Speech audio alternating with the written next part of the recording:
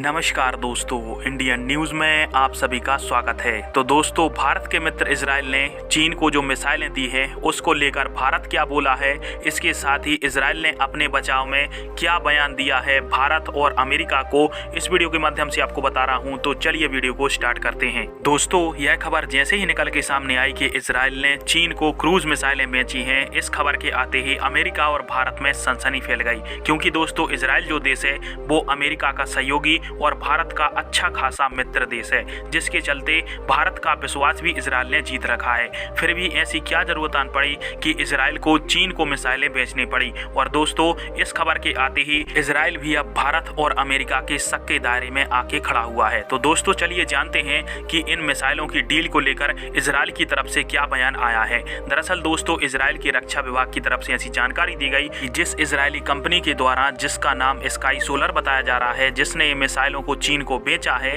उसने इजरायली सरकार को किसी प्रकार की जानकारी नहीं दी इस डील के बारे में, और इजराइल से चोरी छुपे इन मिसाइलों को चीन को बेच दिया है। परंतु दोस्तों, यहाँ पर सोचने वाली बात यह है कि इस कंपनी के प्रबंधक ने पूछताछ में बताया है कि यह जो मिसाइलें हमने चीन को दी हैं उनकी बाकायदा टेस्टिंग इजराइल में हुई थी। तो दोस्तों, आप सभी यह समझ ही सकते हैं कि जब इजराइल में इतनी अच्छी खुफिया एजेंसी जिसका नाम मोसाद है, उसके होते हुए ये कंपनी वाले इजराइल में ही इन मिसाइलों का टेस्ट करते रहे और इजरायली सरकार को कानों कान खबर तक नहीं हुई, और इन्होंने अपनी मिसाइलों को चीन को तक भेज डाला। फिर भी इसके बाद में इजराइल की सरकार को कुछ पता नहीं चला, और बाद में जब ये रिपोर्ट लीक हुई तो इसके पश्चात फिर इजराइल ने इस पर कार्रवाई करना स्टार्ट किया, और इजराइल ने इस बात को सरे से नकार दिया है कि हमारी सरकार ने किसी प्रकार की अनुमति इस कंपनी को नहीं दी थी कि चीन को ये मिसाइलें दी जाएं। इसके बावजूद भी इस कंपनी ने चीन को ये मिसाइलें भेजी और इनके बीच में अरबों डॉलर की डील भी हुई थी। तो दोस्तों, एक प्रकार से इजराइल ने यह साबित कर दिया है कि चीन ने धोखे से हमारी कंपनी के एम्प्लॉय को खरीदा और हमसे मिसाइलों को जबरदस्ती ले लिया है,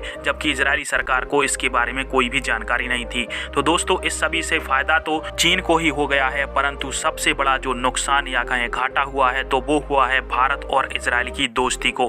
परंतु हाल फिलहाल में इजराइल को लेकर भारत ने किसी प्रकार की बयानबाजी नहीं की है और ना ही इस डील को लेकर कुछ भी बोला है। फिलहाल में ऐसा लग रहा है कि भारत अभी भी इजराइल के साथ खड़ा हुआ है, और शायद जो इजराइल की सरकार बोल रही है वो बात सच भी है। खैर, आप सभी की इस टॉपिक पर क्या राय है, कमेंट बॉक्स में फिर राय अवश्य दीजिएगा। वीडियो देखने के लिए धन्यवाद।